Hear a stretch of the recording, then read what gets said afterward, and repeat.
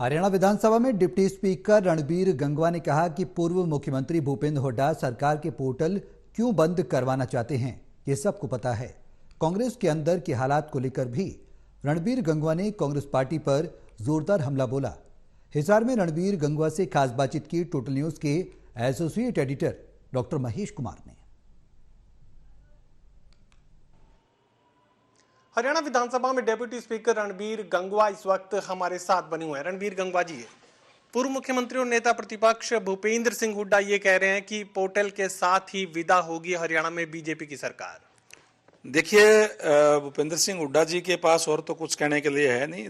लोग आज देख रहे हैं कि किस तरीके से ट्रांसपेरेंसी के लिए, चाहे पीपीपी की बात हो, चाहे रजिस्ट्रेशन की बात हो, और चाहे ये तो यूं भी कहते थे कि आज जो बुढ़ापा पेंशन है आप खातों के अंदर डालने का काम करेंगे, बुजुर्ग आदमी कहाँ धक्के खाएंगे। आज बड़े आराम से जो है सबके खातों के अंदर पेंशन जो है वो जा रही है। अभी आज जो है टेक्निक का जमाना है और आज के लिए जरूरी है कि हर चीज टेक्निक से ट्रांसपेरेंसी तरीके से हो, उसके लिए पोर्टल लाने का काम किया है। अगर भूपेंद्र सिंह हुड्डा जी कह रहे हैं तो लोग इस बात का अपना आप ही उनका हिसाब किताब करने का काम करेंगे, क्योंकि भूपेंद्र सिंह हुड्डा जी ने अपने समय के अंदर, चाहे वो सीएलयू का मामला हो, चाहे लैंड एक्वायर करने का मामला हो, चाहे किसानों की जमीन लूटने का मामला हो, उन्होंने इस तरीके के घोटाले करने का काम किया था। ये पोर्टल जो है वो घोटाले रोकने का काम करता है। इसलिए वो, क्योंकि उन्होंने तो अपने काम करने हैं, इसलिए वो कह रहे हैं कि हम पोर्टल को समाप्त करने का काम करेंगे। लेकिन प्रदेश की जनता जानती है कि किस तरीके से इस आज के समय में उनको लाभ इन चीजों का मिल रहा है, तो ये तो जनता तय करती है। कांग्रेस पार्टी के 3 बड़े नेता जिनके एक साथ बैठने से भारतीय जनता पार्टी के तमाम नेताओं के चेहरे खिल जाते हैं। मैं रणदीप सिंह सुरजेवाला की बात कर रहा हूं, कुमारी शैलजा की कर रहा हूं और किरण चौधरी की कर रहा हूं। एक बार फिर से ज्वाइंट प्रेस कॉन्फ्रेंस की है और जिस तरीके से आप पीपीपी परिवार पहचान पत्र का जिक्र कर रहे थे, आप प्रॉपर्टी आईडी का जिक्र करना भूल गए। अब तीनों की तरफ से जो ज्वाइंट प्रेस कॉन्फ्रेंस की गई उसमें एक बड़ा घोटाला प्रॉपर्टी आईडी को लेकर करार दिया गया है और कहा गया है कि हरियाणा में बीजेपी की सरकार ने प्रॉपर्टी आईडी को लेकर एक बहुत बड़ा घोटाला किया है। देखिए, आप घोटाला नहीं कह सकते। ये बात ठीक है कि कोई भी चीज अगर जब नई लागू करते हैं तो कई दिक्कत परेशानियां लोगों को आती है, और जब नई चीज शुरू करते हैं तो आएगी, स्वाभाविक है। अब शुरू के अंदर तो जैसे मैंने पहले कहा कि हमने जब खाते को अंदर पेंशन डालने का काम किया, उस टाइम भी लोग कहते थे बुजुर्ग कैसे लेके आएंगे, उनके पास जाएगा नहीं। ये जो कांग्रेस के लोग हैं, स्वर्गीय राजीव गांधी जी कहते थे कि जब हम 1 रुपया भेजते हैं तो नीचे 15 पैसे पहुंचते हैं। कितना बड़ा घोटाला तो वो उस टाइम पे होता था।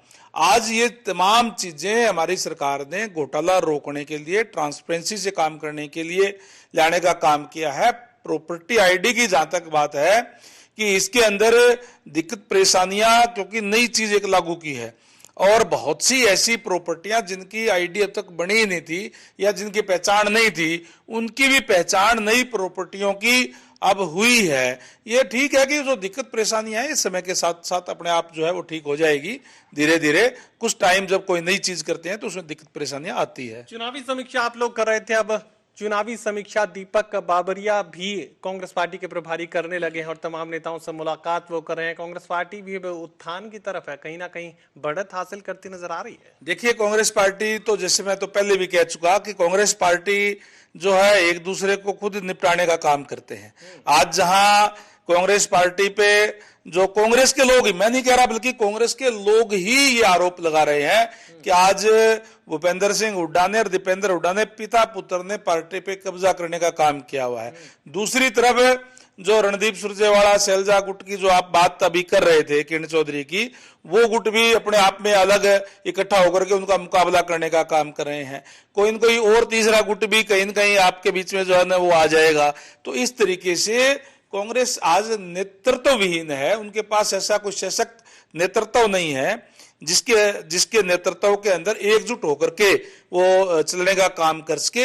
हमें कांग्रेस के टूट फूट से और से हमें कोई मतलब नहीं। हम अपने विकास कार्य जो लगातार 9 साल से इस देश के अंदर, प्रदेश के अंदर करने का काम किया है, उनको लेकर के हम जनता के बीच में जा रहे हैं और आज जनता भारतीय जनता पार्टी के साथ है। मुख्यमंत्री मनोहर लाल एक बार फिर से जन संवाद वो कर रहे हैं। काफी सारी चुनौतियों का सामना जन संवाद कार्यक्रमों को लेकर मुख्यमंत्री को करना पड़ा था। एक बार फिर से आगाज होने जा रहा है, एक बार फिर से तूफान तो नहीं आएगा?